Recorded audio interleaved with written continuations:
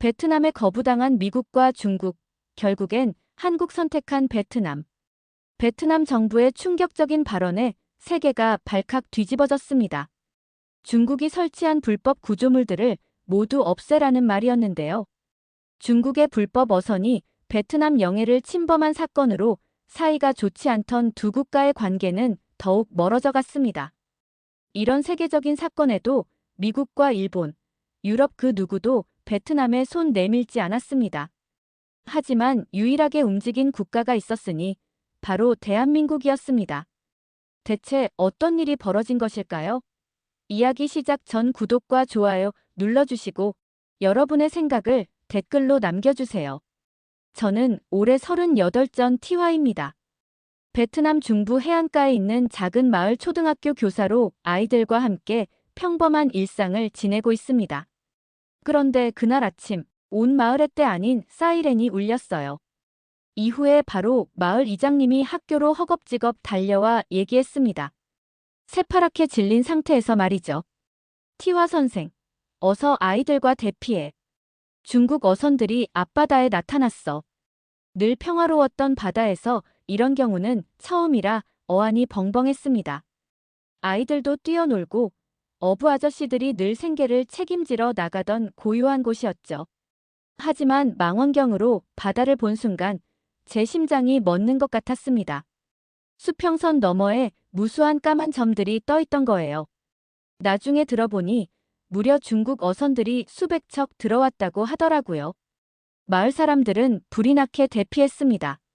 시장에서 생선 팔던 아주머니나 배를 묶어두고 정리하던 어부들 모두요. 그런데 가장 마음 아팠던 건 아이들의 반응이었어요.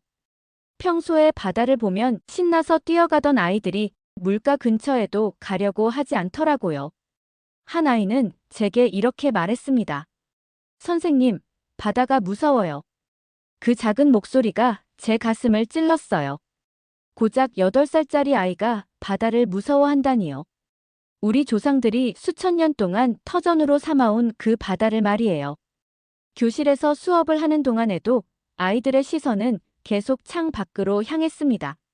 멀리 보이는 바다 너머의 검은 그림자들 때문이었죠. 집중할 수 없었어요. 한 아이가 손을 들고 물었습니다. 선생님, 우리 아빠도 위험해요?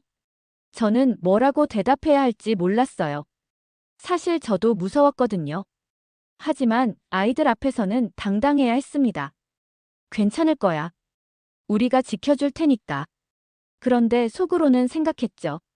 과연 우리가 무엇을 어떻게 지킬 수 있을까요? 우리에게는 큰 배도 없고 무기도 없었거든요.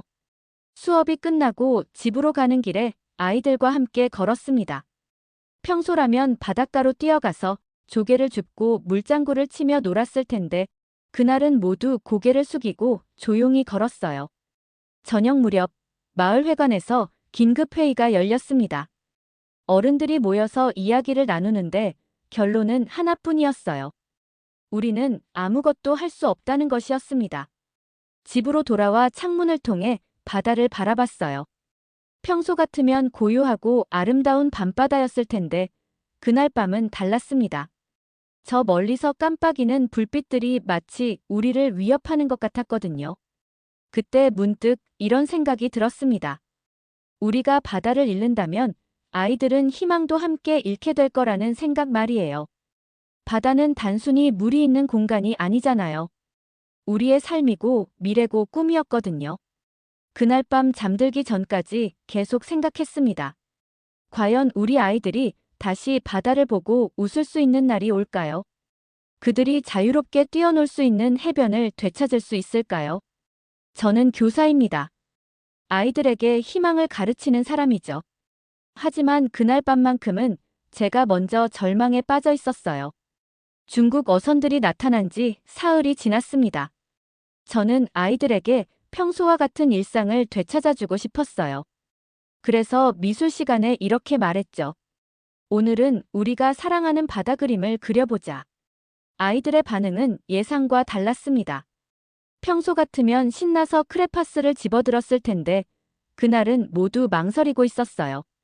몇몇 아이들은 고개를 흔들기까지 했죠. 그래도 저는 포기하지 않았습니다. 한 명씩 책상을 돌아다니면서 격려했어요. 민호야, 너는 바다에서 본 예쁜 물고기를 그려보렴. 리에나, 내가 좋아하는 파란 바다를 그려보자. 처음엔 어색해하던 아이들도 조금씩 크레파스를 들기 시작했습니다. 교실이 조용해지면서 그림 그리는 소리만 들렸어요. 저는 안도감이 들었죠. 역시 아이들은 순수하구나. 금세 바다에 대한 두려움을 잊을 거야. 그런데 갑자기 뒤쪽에서 찢어지는 소리가 들렸습니다. 돌아보니 투원이가 자기 그림 일기장을 찍고 있는 거예요. 한 장, 두 장, 세 장까지 마구 찢어버렸습니다. 투원아, 왜 그러니? 제가 다가가자 투원이는 눈물을 터뜨렸어요. 9살짜리 아이가 어른처럼 서럽게 우는 모습이 제 마음을 찢었습니다. 선생님, 우리 아빠도 배 타러 나갔다가 아직 안 왔어요. 투원이 아버지는 마을에서도 유명한 어부셨어요. 평소 같으면 새벽에 나가서 저녁에 돌아오시는데 사흘째 소식이 없었던 거죠. 어머니는 매일 해변에 나가 기다리고 있었습니다. 바다 그림 그리기 싫어요. 바다가 우리 아빠를 데려갔어요. 투원이의 말에 다른 아이들도 울음을 터뜨렸습니다. 한 명이 울기 시작하니 연쇄 반응이 일어났어요. 곧 교실 전체가 울음바다가 됐죠. 저는 어떻게 해야 할지 몰랐습니다. 아이들을 달래려고 했지만 제 목소리도 떨렸어요. 사실 저도 무서웠거든요. 그날 수업을 일찍 마치고 아이들을 집으로 보냈습니다. 혼자 남은 교실에서 찢어진 그림일기 조각들을 줍고 있는데 눈물이 나더라고요. 투원이가 그린 바다는 검은색이었어요. 파란색이 아니라 까만색으로 칠해진 무서운 바다였습니다. 집에 돌아와서도 마음이 편하지 않았어요. 저녁을 먹다가도 계속 투원이 생각이 났죠. 다른 아이들 생각도 났고요. 이렇게 가다가는 우리 아이들이 평생 바다를 무서워하게 될 것 같았습니다. 밤이 깊어지자 저는 결심을 했어요. 누군가에게 도움을 요청해야겠다고 말입니다.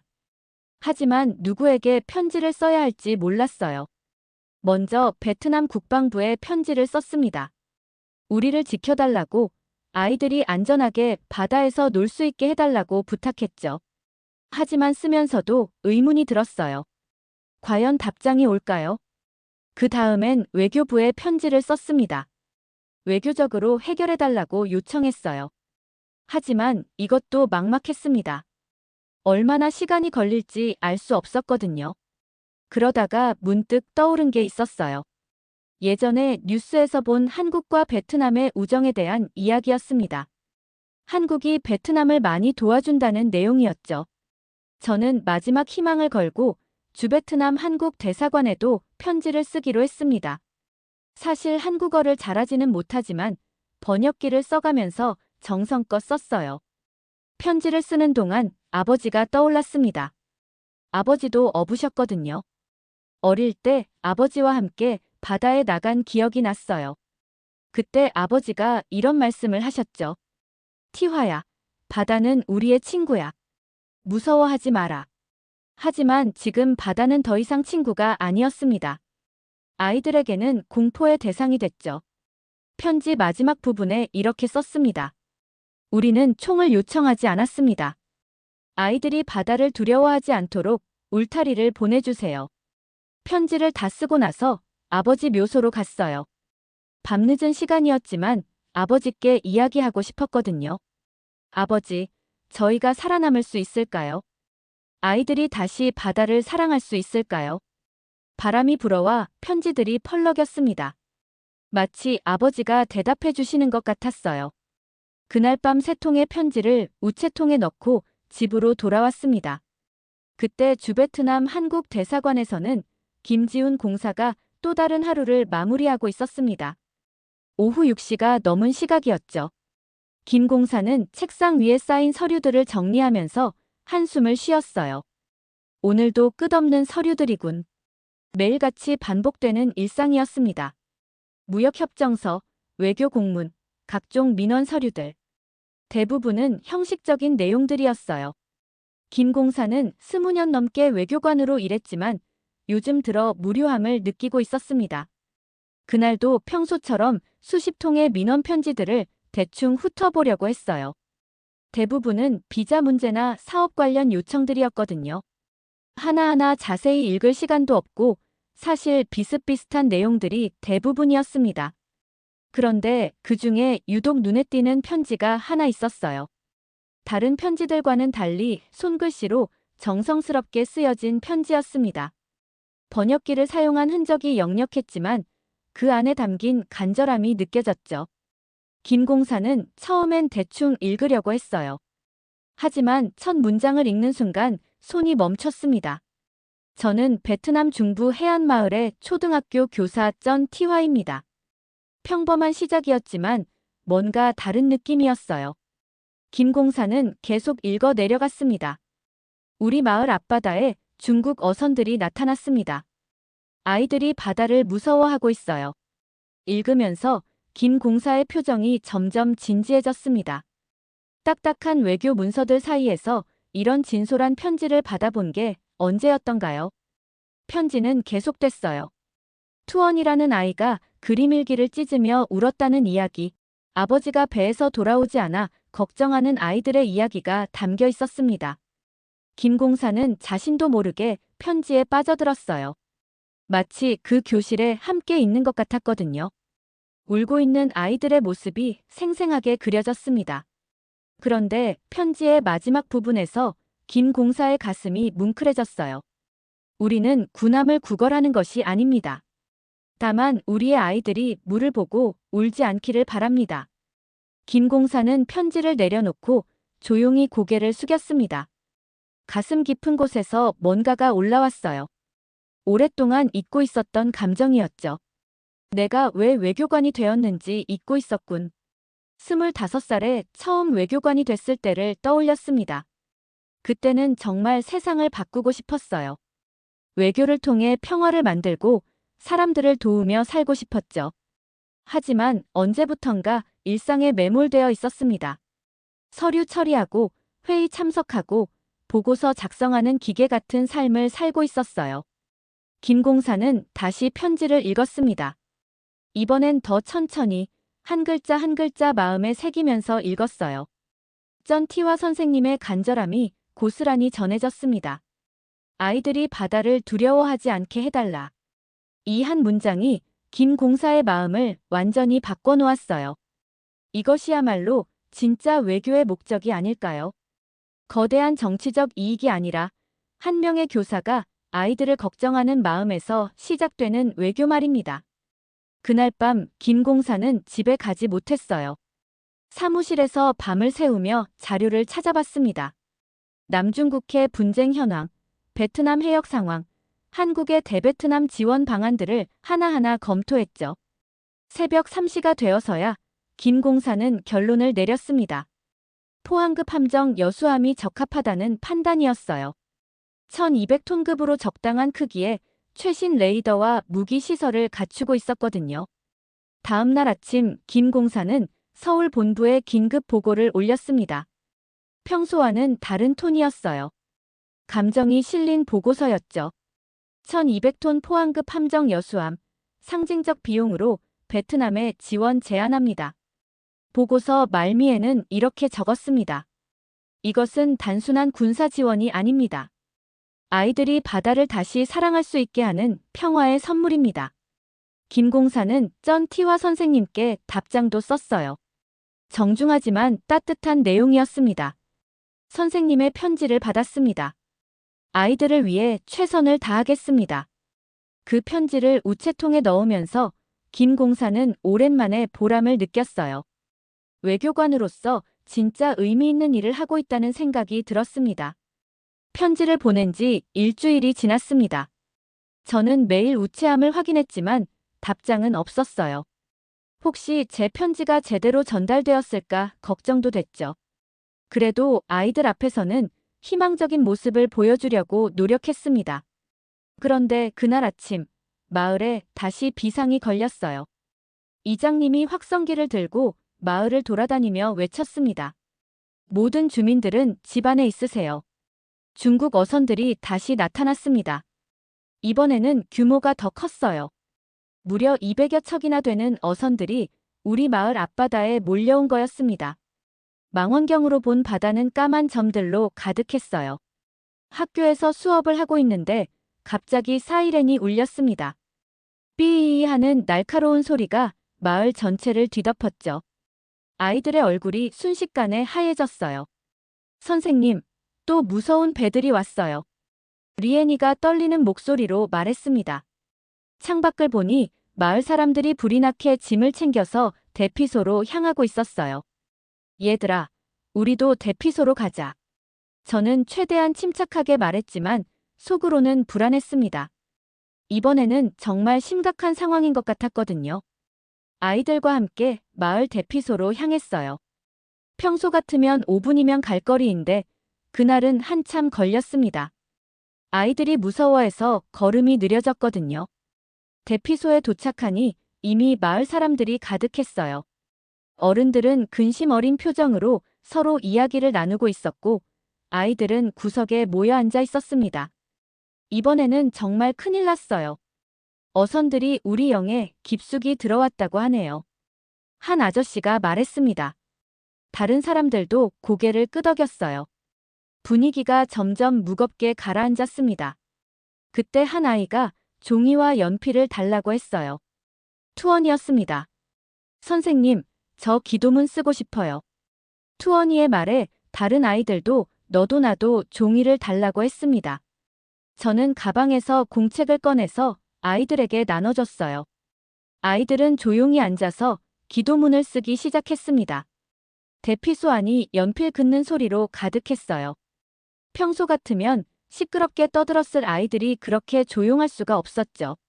1시간쯤 지나자 아이들이 쓴 기도문들이 하나둘씩 모이기 시작했습니다. 저는 그 기도문들을 읽어보고 가슴이 미어지는 것 같았어요. 하나님, 우리 아빠가 바다에서 안전하게 돌아오게 해주세요. 제발 무서운 배들이 우리를 괴롭히지 않게 해주세요. 우리가 다시 바다에서 놀 수 있게 해주세요. 8살, 9살짜리 아이들이 이런 기도를 해야 한다는 게 너무 가슴 아팠습니다. 이 나이에는 친구들과 뛰어놀고 웃으면서 살아야 하는데 말이에요. 특히 투원이의 기도문은 제 눈물샘을 자극했어요. 제발, 아빠, 오늘은 꼭 돌아오게 해주세요. 엄마가 매일 울고 있어요. 투원이 아버지는 여전히 소식이 없었습니다. 벌써 열흘이 넘었는데도 말이에요. 어머니는 매일 해변에 나가서 기다리고 있었어요. 저는 아이들의 기도문을 보면서 무릎을 꿇고 기도했습니다. 대피소 바닥에 무릎을 꿇고 두 손을 모았어요. 하나님, 이 아이들을 도와주세요. 이 아이들에게는 아무 죄가 없습니다. 그리고 속으로 중얼거렸죠. 진짜 군인은 언제 오는 걸까? 제가 보낸 편지에 대한 답이 올까요? 아니면 아무도 우리를 도와주지 않을까요? 불안한 마음이 계속 들었어요. 그때였습니다. 제 휴대폰에 문자 메시지가 왔어요. 모르는 번호였지만 뭔가 중요한 느낌이 들었습니다. 문자를 열어보는 순간 제 심장이 쿵쾅거렸어요. 여수함 출항 준비 완료. 내일 해역에 도착 예정. 김지훈 공사. 저는 문자를 다시 읽고 또 읽었습니다. 믿을 수 없었거든요. 정말로 누군가가 우리를 도우러 온다는 거였어요. 얘들아, 좋은 소식이 있어. 저는 아이들을 불러 모았습니다. 아이들의 눈에 희망이 보이기 시작했어요. 내일 우리를 도와줄 배가 온대. 아이들이 박수를 쳤습니다. 대피소 안에 처음으로 웃음소리가 들렸어요. 그 순간 저는 확신했습니다. 우리 아이들이 다시 바다를 사랑하게 될 날이 곧 올 거라고 말이에요. 그날 밤 저는 잠을 이룰 수 없었습니다. 김지훈 공사님의 문자가 계속 머릿속을 맴돌았어요. 정말로 내일 도움이 올까요? 혹시 꿈은 아닐까요? 밤새 뒤척이다가 새벽 4시에 일어났습니다. 창밖을 보니 아직 어두웠어요. 하지만 저는 기다릴 수 없었습니다. 옷을 입고 집을 나섰죠. 마을 언덕으로 향했어요. 그곳에서 바다를 가장 잘 볼 수 있거든요. 언덕에 올라가니 이미 몇 명의 마을 사람들이 와 있었습니다. 모두들 같은 마음이었나 봐요. 저와 마찬가지로 잠을 설쳤을 것 같았어요. 티화 선생님도 오셨네요. 마을 이장님이 저를 반겼습니다. 옆에는 투원이 어머니도 서 있었어요. 밤새 울었는지 눈이 빨갛게 부어 있었습니다. 정말 올까요? 우리를 도와줄 배가. 투원이 어머니가 불안한 목소리로 물었어요. 저도 확신할 수 없었지만 희망적으로 대답했습니다. 올 거예요. 분명히 올 거예요. 새벽 5시가 되자 동쪽 하늘이 조금씩 밝아지기 시작했어요. 그리고 그때였습니다. 수평선 너머로 뭔가 보이기 시작한 거예요. 처음엔 작은 점 같았습니다.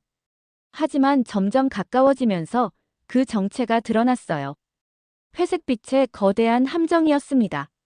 저기 봐요. 저기. 누군가가 소리쳤습니다. 마을 사람들이 하나둘씩 언덕으로 몰려왔어요. 소문이 퍼진 거죠. 함정은 점점 선명해졌습니다.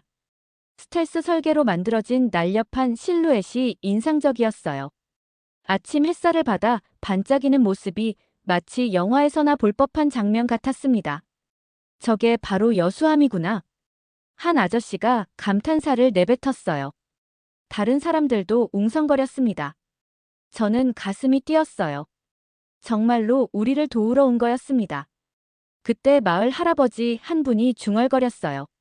저 배가 11만 원짜리라지. 처음엔 무슨 말씀인지 몰랐습니다. 하지만 곧 이해했어요.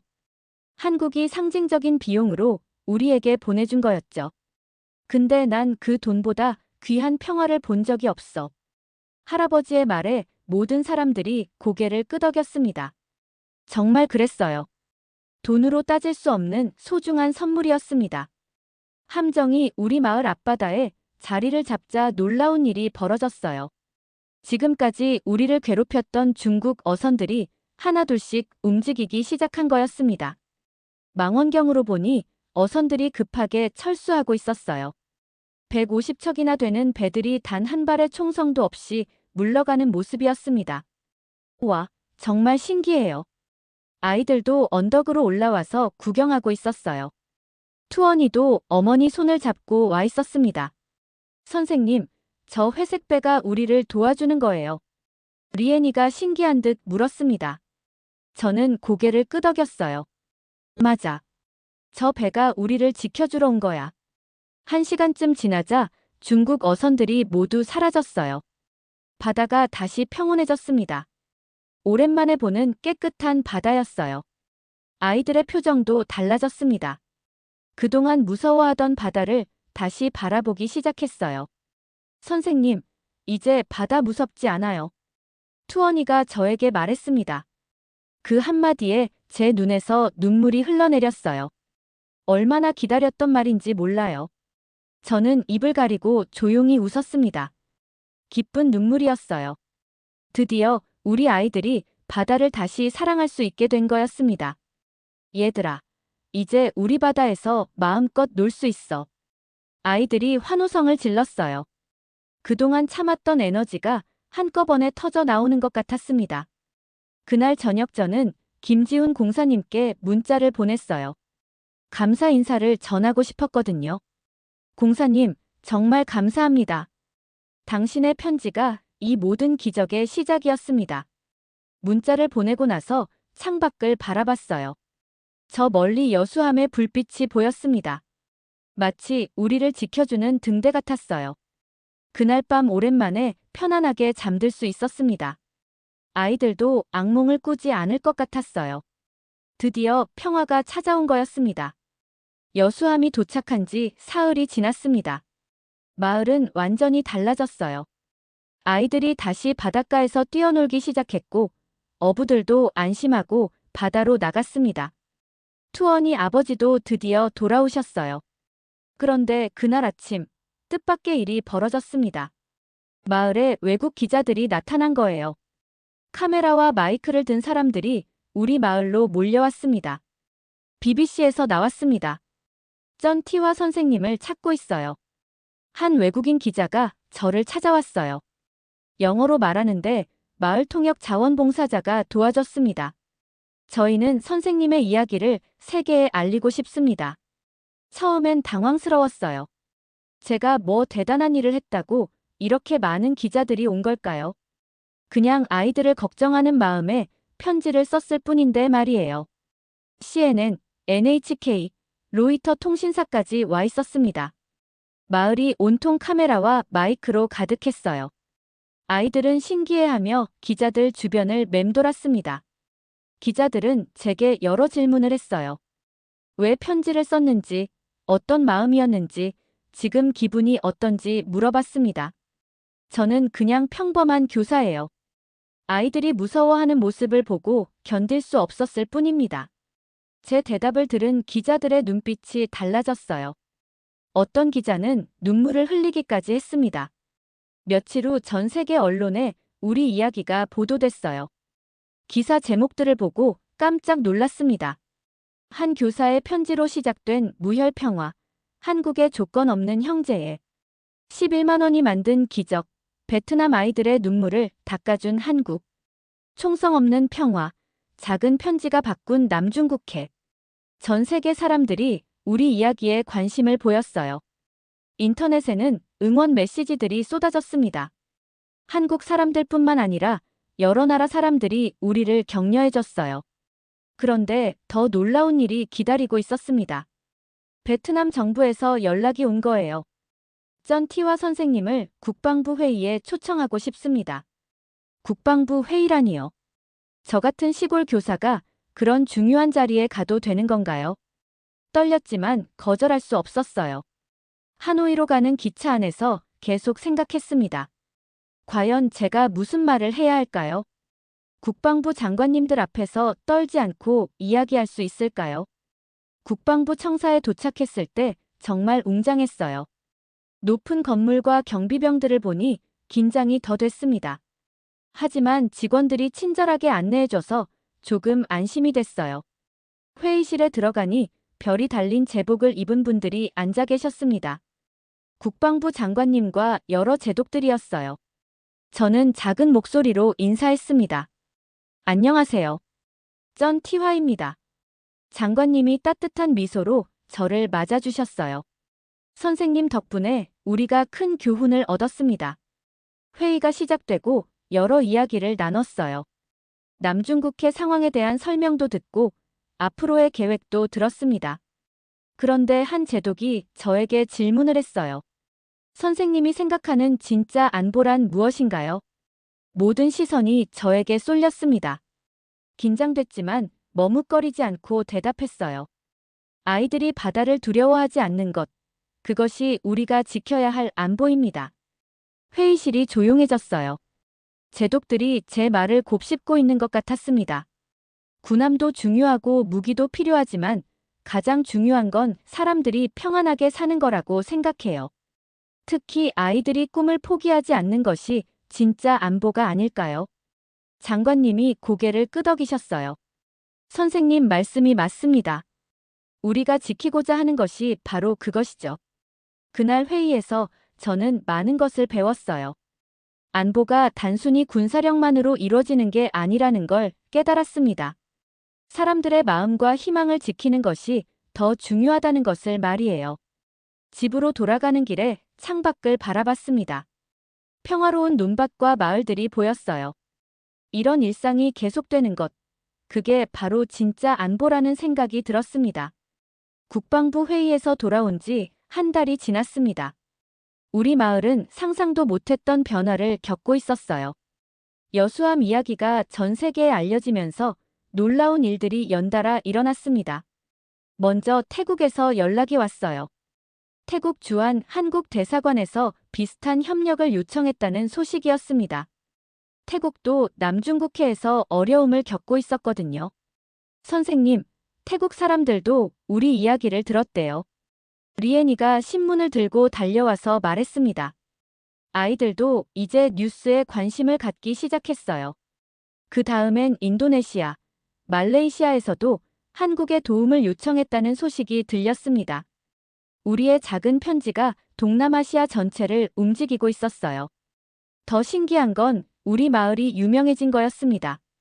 사람들이 11만 원 포토존이라고 부르는 곳이 생겼어요. 여수함이 처음 나타났던 바로 그 언덕 위였습니다. 관광버스가 하루에 서너 대씩 와요. 한국 관광객들도 많이 오고 베트남 다른 지역에서도 사람들이 찾아옵니다. 모두들 그 언덕에서 사진을 찍고 가요. 여기가 바로 기적이 시작된 곳이군요. 한 한국 관광객이 감동하며 말했습니다. 저는 그때마다 부끄러웠어요. 제가 뭘 대단한 일을 했다고 이렇게 유명해진 건지 몰랐거든요. 하지만 가장 의미 있는 변화는 아이들에게서 일어났습니다. 아이들이 직접 편지와 그림을 그려서 한국에 보내기 시작한 거예요. 선생님, 저희도 한국 친구들에게 편지 쓰고 싶어요. 투어니가 말했습니다. 다른 아이들도 동참했어요. 교실이 온통 편지 쓰는 아이들로 가득했습니다. 아이들의 편지는 정말 순수했어요. 한국 친구들아, 고마워. 우리 바다를 지켜줘서. 한국은 정말 좋은 나라구나. 우리를 도와줘서 감사해. 나중에 커서 한국에 가고 싶어. 친구가 되자. 이런 편지들이 수백 통씩 모였어요. 저는 이 편지들을 한국 대사관을 통해서 한국 아이들에게 보냈습니다. 그러자 놀라운 일이 일어났어요. 한국 아이들도 답장을 보내온 거였습니다. 우정 편지 교환이 시작된 거죠. 선생님, 서울에서 편지가 왔어요. 아이들이 신나서 뛰어다녔어요. 한국 아이들이 보낸 편지에는 한국 전통 문화 사진도 들어있었고 한국어 인사말도 적혀 있었습니다. 저는 이 편지들과 그림들로 전시회를 열기로 했어요. 마을회관에서 한국-베트남 우정 전시회를 연 거죠. 전시회 개막일에는 정말 많은 사람들이 왔어요. 마을 사람들뿐만 아니라 다른 지역에서도 구경 오고 외국 기자들도 취재를 왔습니다. 그때 CNN 기자가 리에니에게 인터뷰를 했어요.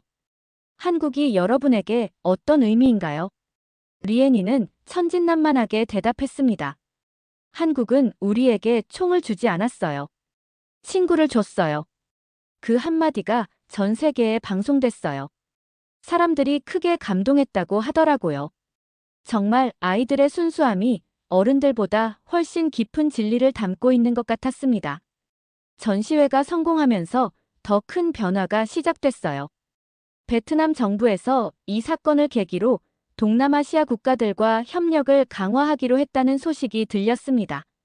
동남아 6개국 연합의 평화협력체 창설이 논의되고 있습니다. 뉴스에서 이런 소식이 나왔을 때 정말 믿기지 않았어요. 제가 쓴 작은 편지 한 통이 이렇게 큰 변화를 만들어낼 줄이야.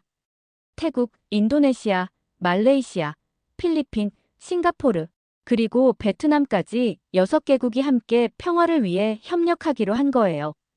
군사적 대립이 아니라 평화적 해결을 추구하는 새로운 협력체였습니다. 선생님, 우리가 정말 대단한 일을 한 거네요. 투어니가 자랑스럽게 말했어요.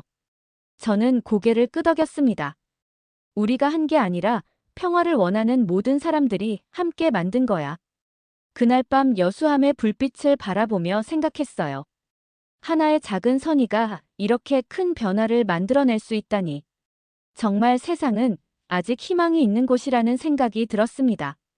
아이들이 그린 무지개 그림처럼 우리의 우정도 여러 나라로 퍼져나가고 있었어요. 이제 동남아시아 전체가 하나의 큰 가족이 되어가고 있었습니다. 6개월이 흘렸습니다.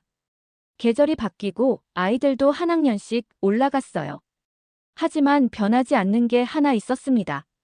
저 멀리 수평선에서 우리를 지켜주는 회색 여수함이었어요. 매일 아침 창문을 열면 여수함이 보였습니다.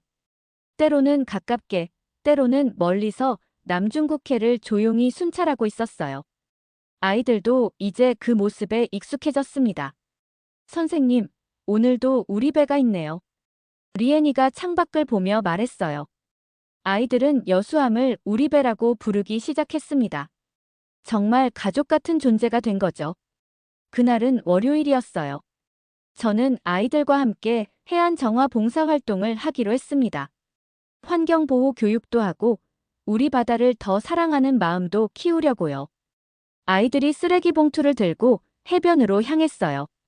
예전 같으면 무서워서 물가에 가지도 못했을 텐데 이제는 신나서 뛰어가더라고요. 선생님, 여기 플라스틱 병이 있어요. 저기에 비닐봉지도 있네요. 아이들이 열심히 쓰레기를 줍고 있을 때 투어니가 저에게 물었어요. 선생님, 저 배는 지금 뭐 하고 있어요? 멀리 보이는 여수함을 가리키며 묻는 거였습니다. 저는 투어니 옆에 앉아서 따뜻하게 말했어요. 저 배는요, 우리 아이들을 위해 싸우고 있어요. 아주 조용히 싸우고 있어요. 총소리도 안 나는데요. 진짜 용감한 사람은 총을 쏘지 않고도 나쁜 사람들을 물리칠 수 있단다. 저 배가 그런 거야. 아이들이 고개를 끄덕였어요. 6개월 전만 해도 바다가 무서웠던 아이들이 이제는 당당하게 서 있는 모습을 보니 가슴이 뿌듯했습니다. 봉사활동을 마치고 집으로 돌아가는 길에 아버지 묘소에 들렸어요. 오랜만에 아버지께 안부를 여쭙고 싶었거든요. 묘소 앞에 앉아서 조용히 속삭였습니다. 아버지, 안녕하세요. 그동안 많은 일이 있었어요. 바람이 불어와서 나뭇잎들이 흔들렸어요. 마치 아버지가 듣고 계신다는 느낌이 들었습니다. 아버지, 복수는 안 했어요. 대신 평화를 지켰습니다. 어릴 때 아버지께서 하신 말씀이 떠올랐어요. 누군가 우리를 괴롭히면 반드시 되갚아줘야 한다고 말씀하셨거든요. 하지만 저는 다른 길을 선택했습니다. 폭력으로 폭력을 이기는 게 아니라 사랑으로 미움을 녹이는 게 더 어려운 일이지만 더 가치 있는 일인 것 같아요. 가방에서 태극기와 베트남 국기를 꺼냈어요.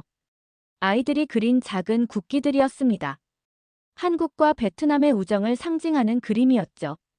두 국기를 나란히 묶어서 묘소 옆 나뭇가지에 걸어두었어요. 바람에 펄럭이는 두 국기가 정말 아름다웠습니다. 이건 진짜 형제의 증거예요. 저는 아버지께 말씀드렸어요. 한국과 베트남이 이제 진정한 형제가 됐다고, 서로 도우며 평화를 지켜나가고 있다고 말이에요. 해가 지기 시작했어요. 노을이 바다를 붉게 물들이고 있었습니다. 저 멀리 여수함의 실루엣이 석양을 배경으로 서 있는 모습이 한 폭의 그림 같았어요. 집으로 돌아가는 길에 마을을 둘러봤습니다. 아이들이 바닷가에서 공을 차며 놀고 있었어요. 어부 아저씨들은 안심하고 배를 준비하고 계셨죠. 모든 게 평화로웠습니다. 정말 많은 게 변했구나. 6개월 전만 해도 상상할 수 없었던 모습이었어요. 그때는 모든 사람이 무서워하고 절망했었는데 지금은 희망으로 가득했습니다. 그날 밤 일기를 쓰면서 생각했어요. 저는 특별한 사람이 아닙니다. 그냥 아이들을 사랑하는 평범한 교사일 뿐이에요. 하지만 그 평범한 사랑이 세상을 바꿀 수 있다는 걸 배웠습니다. 창밖을 보니 여수함의 불빛이 반짝이고 있었어요. 오늘 밤에도 우리를 지켜주는 든든한 친구였습니다. 고마워요, 여수함. 고마워요, 한국. 작은 목소리로 중얼거렸어요. 내일도 아이들과 함께 바다를 바라보며 평화의 소중함을 가르칠 거예요. 그리고 이 아름다운 이야기를 평생 기억할 겁니다. 제가 이름 없는 시골 교사지만 평화를 지키는 일에 작은 보탬이 됐다는 것만으로도 충분히 행복했습니다. 진짜 영웅은 총을 드는 사람이 아니라 평화를 품는 사람이라는 걸 깨달았거든요.